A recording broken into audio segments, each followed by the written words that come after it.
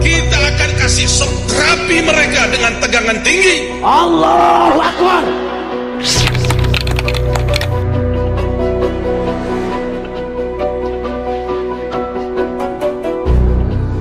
Sahabat Puja Sumatera, dalam sebuah histori, tidak dapat dipungkiri bahwa akar penjajahan mengular jauh hingga masa kolonialisme. Penjajahan bukan hanya berupa pendudukan fisik, tetapi juga manipulasi ideologi, perpecahan sosial, dan rekayasa identitas keagamaan. Alawi adalah sebuah sekte Islam yang berasal dari cabang Syiah, dikenal karena interpretasi esoteris mereka terhadap Al-Quran dan simbolisme yang kaya. Kaum Alawi muncul pada abad ke-10 di Irak. Namun sejarah mencatat, sekte ini juga terlibat dalam pembiakan ideologi melalui tangan kolonial. Di antara proyek-proyek pembiakan sekte Alawi tersebut, Inggris memperoleh mandat di Palestina, sebuah mandat yang membuka jalan panjang bagi penjajahan negara Zionis terhadap tanah dan rakyat Palestina. Sementara Prancis mengambil mandat atas Lebanon dan Suriah sejak tahun 1920. Sementara Belanda bertugas mengatur pembiakan sekte Alawi di Nusantara tercinta Indonesia. Yang menjadi pertanyaan, apakah ini hanya suatu kebetulan atau memang ada keterkaitan erat antara Alawi Suriah dan Alawi Yaman? Sahabat Puja Sumatera, istilah Alawi secara kultural juga kerap digunakan sebagai panggilan bernada satir dari pihak luar terhadap kelompok ini. Di Suriah, sekte Alawi menetap di wilayah pegunungan yang dikenal sebagai Jabal al-Alawiyin atau Pegunungan Alawit. Mereka hidup terisolasi dengan kerangka budaya dan tradisi mereka sendiri. Karena hidup di wilayah yang sulit dijangkau, mereka dijuluki Syab al-Jibal, orang gunung, yang secara tidak langsung berarti, pergilah kembali ke asalmu. Sebuah ekspresi pengusiran sosial. Dari situ kita bisa menyimpulkan bahwa Alawi lebih tepat disebut sebagai tradisi kebatinan daripada identitas kultural, etnis, apalagi agama.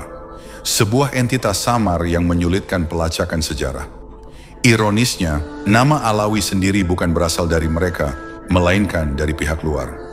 Baru pada abad ke-20, kelompok ini mulai menerima dan menggunakan istilah tersebut secara terbuka.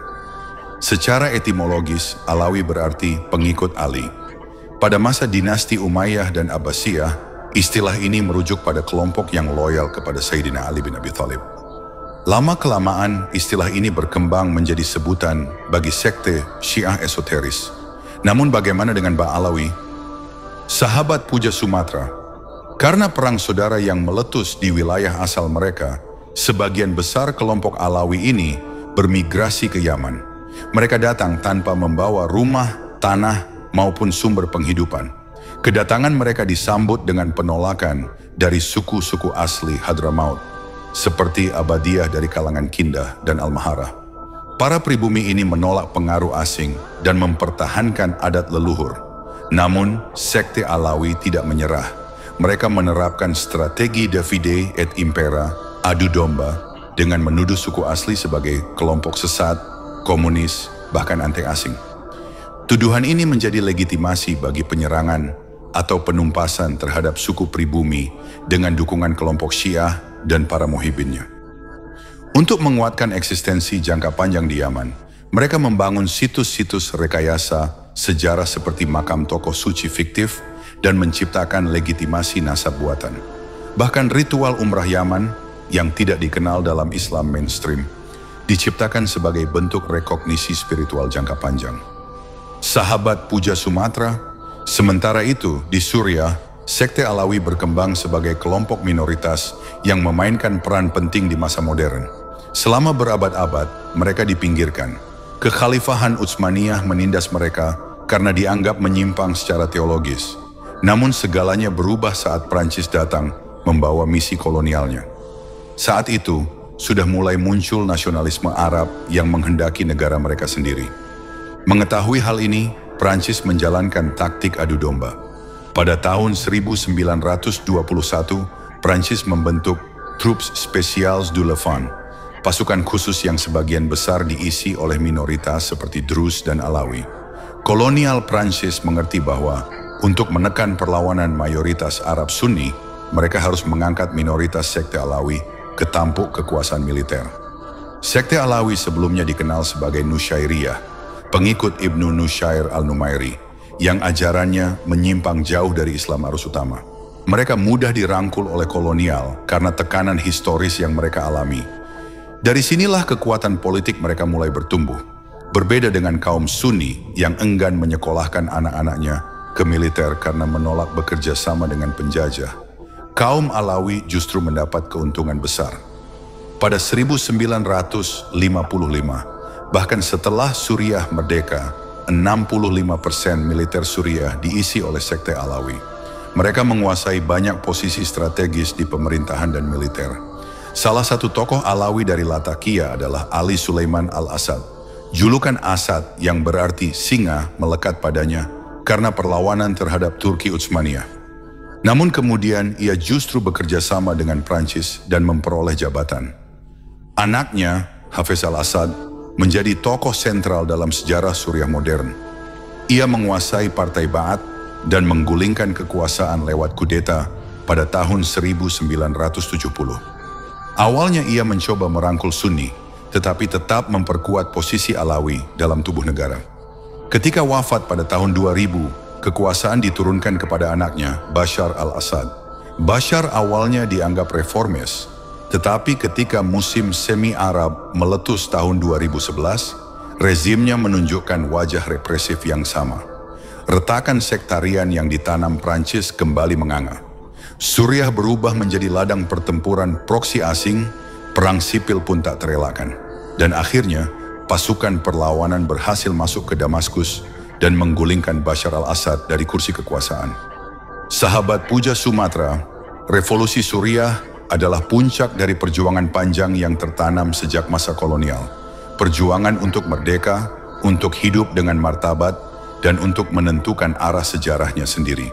Karena itu, mari kita sebagai anak bangsa, sebagai pewaris sah warisan leluhur Nusantara, senantiasa menjaga sejarah kita.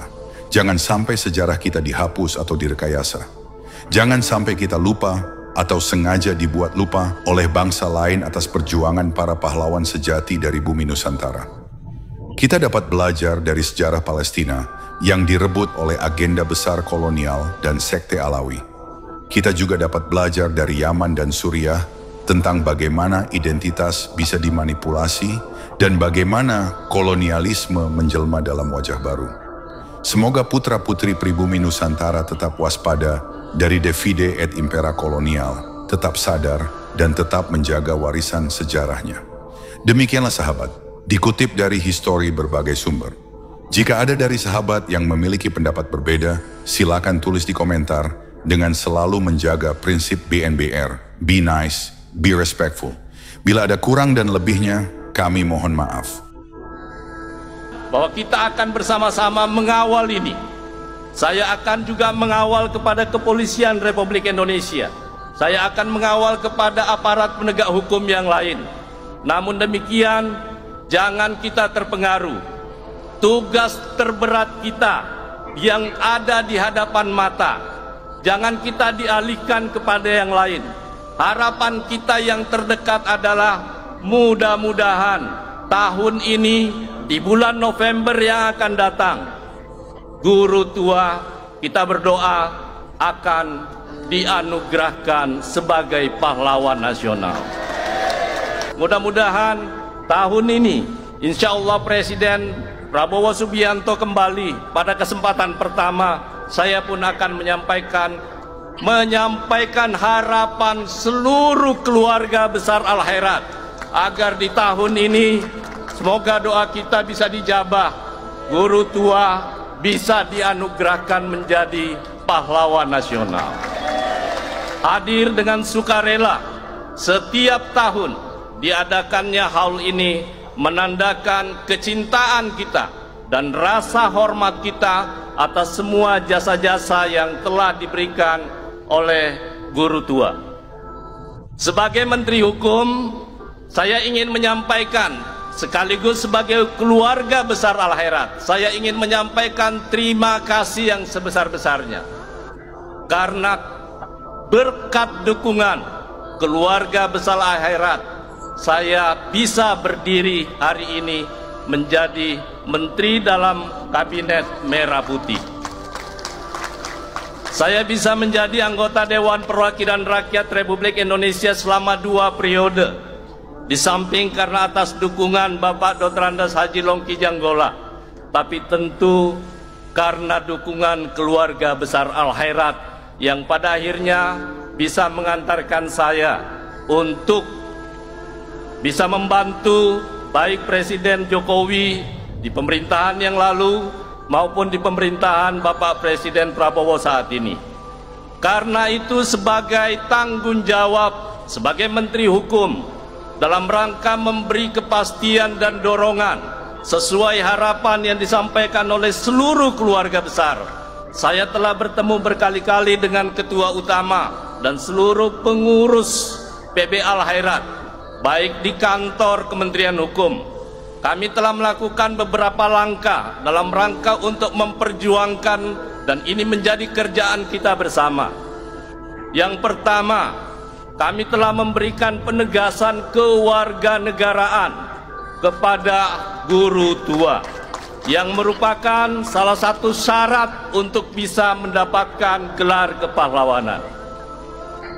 Karena itu, walaupun demikian, saya menghimbau gerakan ketidaksetujuan kita, gerakan protes kita terhadap upaya-upaya untuk mendiskreditkan semua apa yang telah dilakukan oleh guru tua, kita lakukan dalam proses ataupun saluran yang damai dan beradab seperti halnya yang disampaikan oleh Ketua Umum PB Al-Khairat dan seluruh keluarga besar Al-Khairat pada kesempatan ini. Yakinlah bahwa kita akan bersama-sama mengawal ini. Saya akan juga mengawal kepada Kepolisian Republik Indonesia. Saya akan mengawal kepada aparat penegak hukum yang lain. Namun demikian, jangan kita terpengaruh. Tugas terberat kita yang ada di hadapan mata, jangan kita dialihkan kepada yang lain. Harapan kita yang terdekat adalah mudah-mudahan tahun ini di bulan November yang akan datang, guru tua kita berdoa akan dianugerahkan sebagai pahlawan nasional.